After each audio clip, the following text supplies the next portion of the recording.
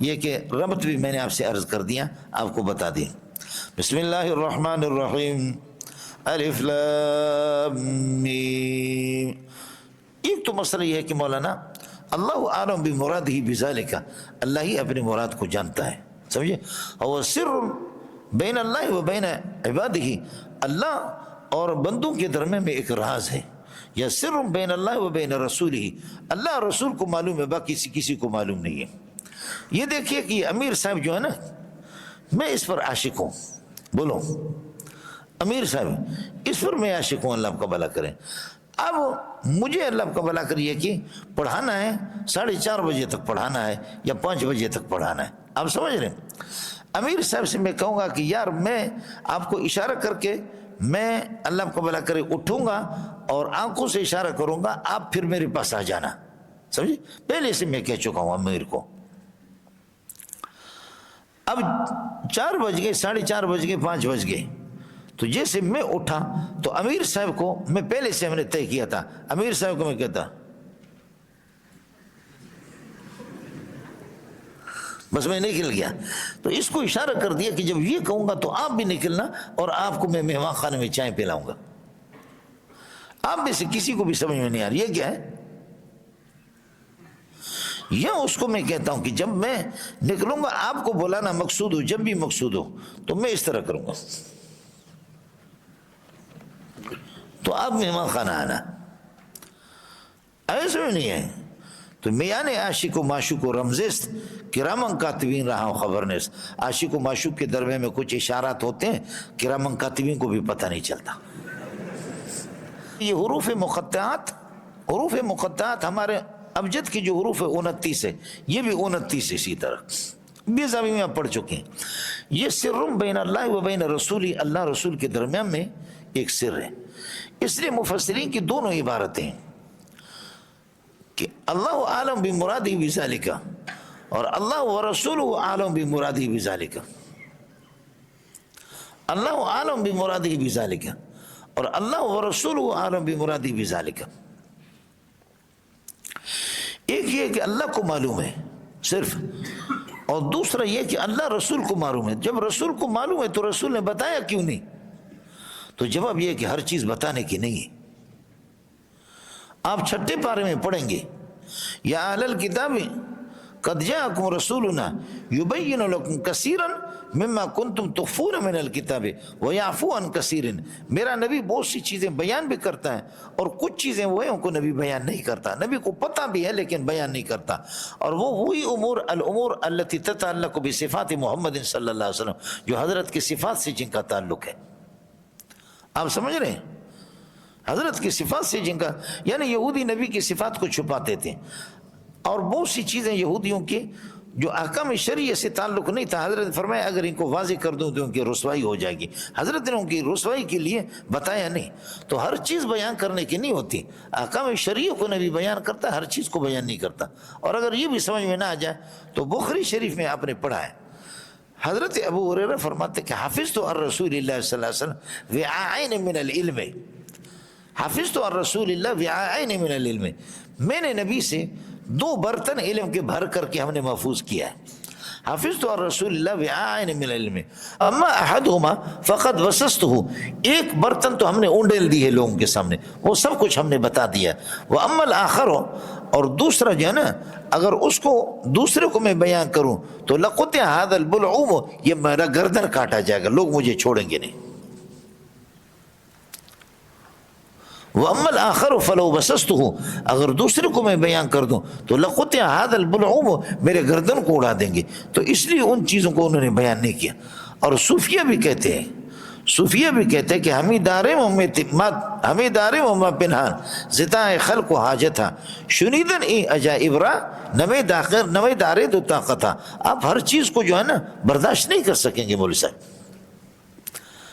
مثال میں آپ سے عرض کرتا ہوں، جب تک آدمی کسی کی اصطلاح سے حقیقت سے واقف نہ ہو نا تو وہ چیز بیان کرنے کی نہیں ہے۔ یہ جو آپ کے مکتوبات ہیں نا مجدد الفسانی کی، اس کی عربی شیخ عثمان نے کی ہے جو حضرت کے اپنے مرید تھے، اس کی پہلی جلد میں لکھے رأیت اللہ عز و جل فی صورت النساء، میں نے اللہ کو خواتین کی شکل میں دیکھا ہے، فلذلک ملت الیہن ورغبت فیہن، اس لیے عورتوں میں مجھے بڑی دلچسپی ہے۔ یہ مثال میں آپ سے عرض کر رہا ہوں، سمجھ رہے ہیں کہ نہیں؟ پہلی جلد میں لکھا ہوا۔ اب اس کی توجیحات کیا ہیں؟ تو ظاہر ہے کہ اس میں یہ آپ کے مستوی علمی سے زیادہ ہے۔ ہمارا ایک ساتھی مطالعہ کر رہا تھا، بہت بڑا مفتی مولوی تھا، تو اس کو میں نے اچانک یہ دکھایا، میں نے کہا یار تو یہ کتابیں نہ پڑھ جب تک کہ صوفیہ کی اصطلاح سے تو واقف نہ ہو، خدا کے لیے یہ کام نہ کر۔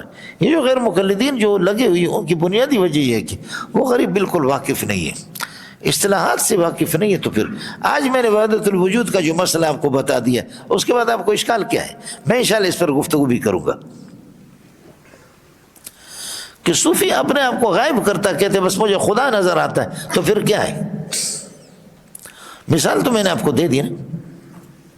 تو ایک مسئلہ یہ کہ یہ حروف مقطعات سر بین اللہ و بین رسولہ، اور ایک یہ کہ اللہ عالم بمرادہ بذالک، اور ایک یہ کہ اللہ و رسولہ عالم بمرادہ، سمجھے؟ اور مقطعات قد قطع اللہ علمها اما سواہ، اللہ نے اپنے امن سوا، اپنے ما سوا سے اللہ نے ان کا علم کاٹا ہے۔ مقطعات قد قطع اللہ علمها، اللہ نے علم کو، ان کے علم کو کاٹا ہے کہ غیر اللہ کو ان کا علم نہیں ہے۔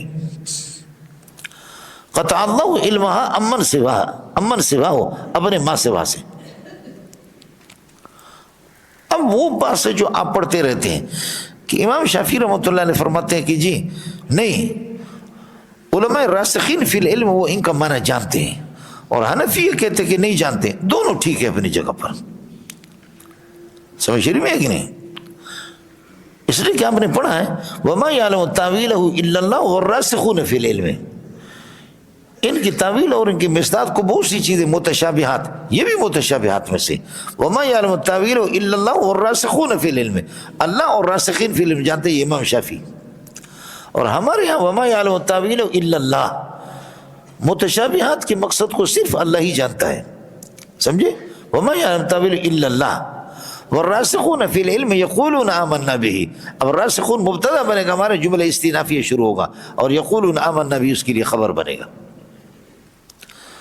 تو امام شافعی کے مذہب کے مطابق پھر یہی ہے کہ اللہ علماء جانتے ہیں، اور ہم لوگ کہتے کہ نہیں جانتے، دونوں ٹھیک ہے اپنی جگہ پر۔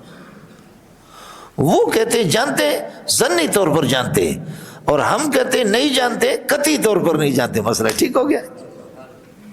وہ کہتے ہیں کہ جانتے ہیں تو کیا ہے، ظنی طور پر نہیں جانتے، ظنی طور پر جانتے، اور ہم کہتے ہیں کہ قطعی جانتے نہیں ہے تو قطعی طور پر نہیں جانتے۔ نفی قطعیت کی ہے، اس بات ظنیت کی ہے، تناقض کہاں ہو گیا؟ وہ اس بات کی قائل ہے کہ علماء جانتے ہیں، سمجھے؟ تو وہ اس بات ظنیت کر رہے ہیں، اور ہم نفی جو کر رہے ہیں نفی قطعیت کر رہے ہیں، تو جھگڑا کون سا ہو گیا؟ زید کالا ہے، زید کالا نہیں ہے، جی کوئی مسئلہ نہیں ہے، سمجھے؟ زید کالا ہے، پورا بدن اس کا، زید کالا نہیں ہے، دانت اس کے کالے نہیں ہیں۔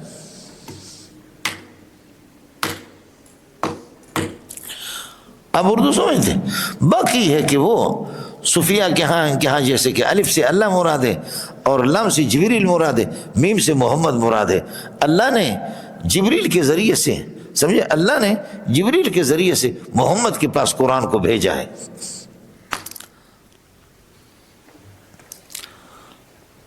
الف سے اللہ، لام سے جبریل، میم سے محمد،